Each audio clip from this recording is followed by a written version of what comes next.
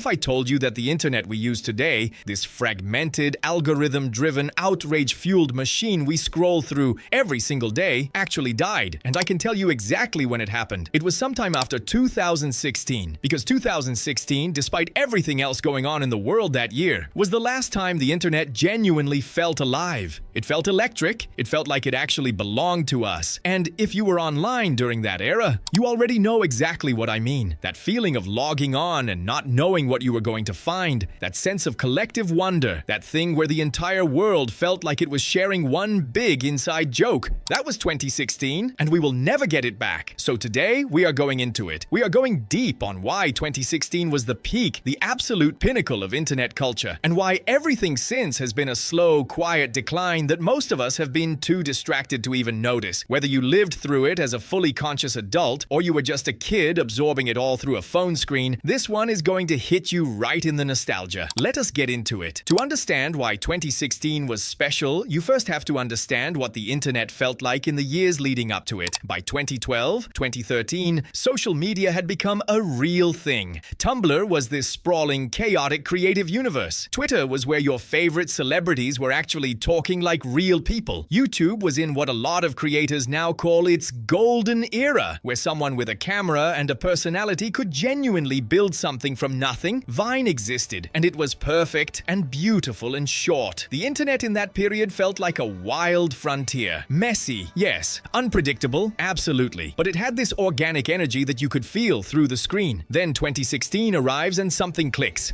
Everything that had been building across those years suddenly converges into this singular cultural moment. The platforms are mature enough to be powerful, but not yet so corporate and optimized that they have sucked out all the soul. The creative communities are thriving. The memes are good, genuinely creative and funny, rather than the manufactured slop we get served today. And then, almost like the universe planned it, you get a string of cultural events that hit one after another, like a perfect playlist. Let us start with the one that literally changed how millions of people interacted with the physical world. Pokemon Go launched in July of 2016, and what happened next was something that had genuinely never happened before. In the history of gaming or technology, or really anything, people went outside. Not just a few people, everyone. Parks that had been quiet for years were suddenly packed at midnight. Strangers were talking to each other. People were wandering into neighborhoods they had never visited, finding little community pockets and gathering spots they never knew existed, all because there was a Pikachu nearby. And the thing that makes this so significant in the context of internet culture is that Pokemon Go was the internet meeting the real world in the most joyful way possible. It was not doom. It was not addiction in the hollow sense we talk about now. It was this genuinely playful collision of the digital and the physical that brought communities together. I remember videos going viral of huge groups of people sprinting through parks when a rare Pokemon spawned. Not because someone told them to, not because an algorithm pushed the content, because they were having fun. Real, spontaneous, collective fun. That energy was everywhere in 2016. Then Stranger Things drops on Netflix in July of the same month. And it does something that very few pieces of media manage to do. It becomes the internet. Not just something people talk about on the internet. It becomes woven into the fabric of how people communicate online. Suddenly, the upside down is a metaphor for everything. 11 is an icon. The references, the fan theories, the artwork, the edits. All of it floods every platform simultaneously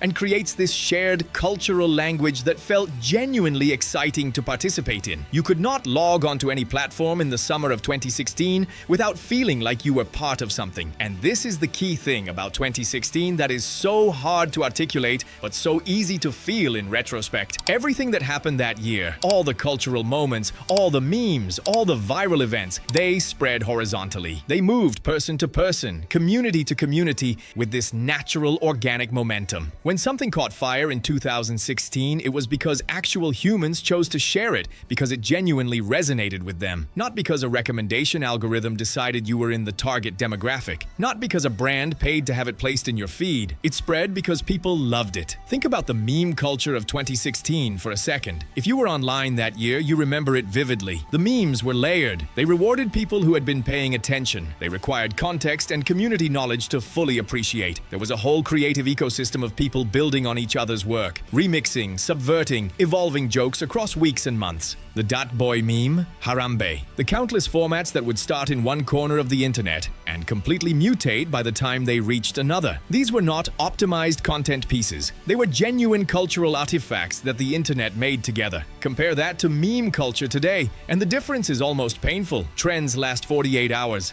Everything is chasing an algorithm. The moment something gets popular, it gets immediately co-opted by brands trying to seem relatable, and that kills it instantly. There is no time for anything to breathe, to develop, to become something with actual depth. The internet in 2016 had that time. It had that patience. It had that creative generosity. YouTube in 2016 deserves its own conversation because the platform in that specific window was doing something remarkable. The creator economy was real and thriving, but it had not yet become the hyper-professionalized, sponsorship-saturated industry it is today. Channels had personality. You watched specific people because you genuinely connected with who they were, not because an algorithm decided their content matched your watch history. The platform was still rewarding creativity and authenticity over pure optimization. Gaming channels were massive cultural institutions. Commentary channels were building real communities around shared ideas. People were making things because they loved making things, and audiences could feel that. There is also something important to say about the specific emotional texture of being online in 2016. Social media had not yet fully metastasized into the anxiety machine it became. Instagram was still primarily a place people shared things that made them happy. Twitter had toxicity, sure, but it also had genuine wit and connection in abundance. The concept of chronological feeds still existed on most platforms, which meant you saw things in the order they happened,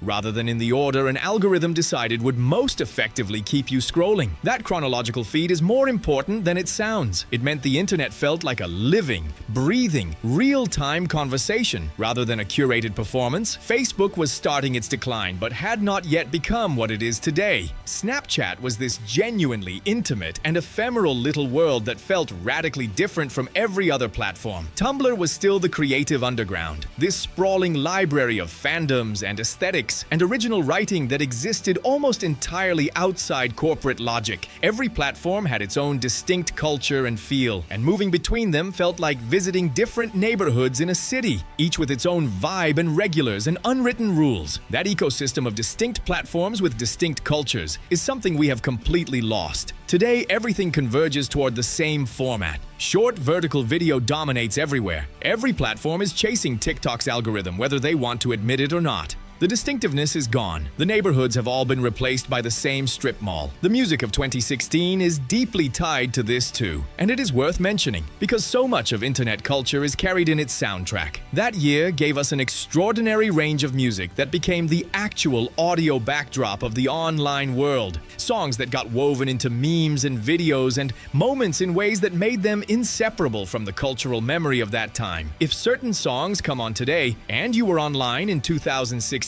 you feel it physically. That is not nostalgia for the music alone. That is nostalgia for the entire digital world those songs lived in. Now, I want to be honest with you because this script would be incomplete without it. 2016 was also genuinely chaotic in ways that were not all good. The algorithmic radicalization pipeline was beginning to emerge. The political polarization that social media was supercharging was becoming impossible to ignore. Harassment was a real and serious problem on basically every platform. The internet was not perfect in 2016. Nobody should pretend it was some flawless utopia. But here is the distinction that matters. In 2016, the internet still felt like it could go either way. The potential for connection and creativity and collective joy was still clearly winning, or at least holding its own. There was still this genuine sense that this technology was in our hands, that we, the users, were the ones shaping what it became. That feeling has largely evaporated. Today, most people experience the internet as something that happens to them, rather than something they participate in building. The shift happened gradually and then all at once. Algorithms got more aggressive. Platforms prioritized engagement over well-being, and engagement, as it turns out, is most reliably triggered by outrage and anxiety. The creative golden ages of various platforms started ending as they chased advertising revenue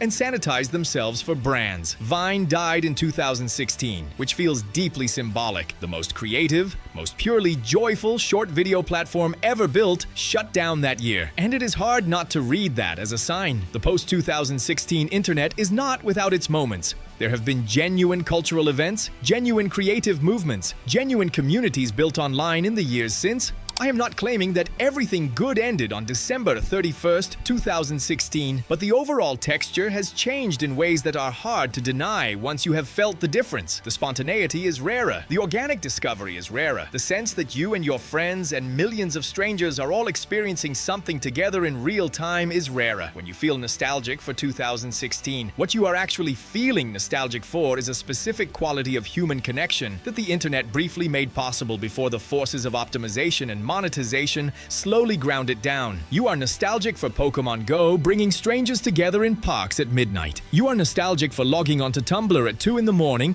and finding some piece of art that felt like it was made specifically for you. You are nostalgic for a meme format that your friend group evolved together over 3 weeks in a group chat. You are nostalgic for the feeling that the internet was a place you actually lived, not just a service you consumed. That is what 2016 was. It was the last year the internet genuinely felt like it belonged to us. And I think somewhere deep down, we all know we are not getting that back. What we can do is hold on to the memory clearly enough to understand what we lost, and maybe, just maybe, be intentional enough about how we build the next version of this thing to get a little of it back. If this hit you somewhere real, share it with someone who was online in 2016. I guarantee they will feel every single word of it. And subscribe if you want more of this kind of content because I am just getting started.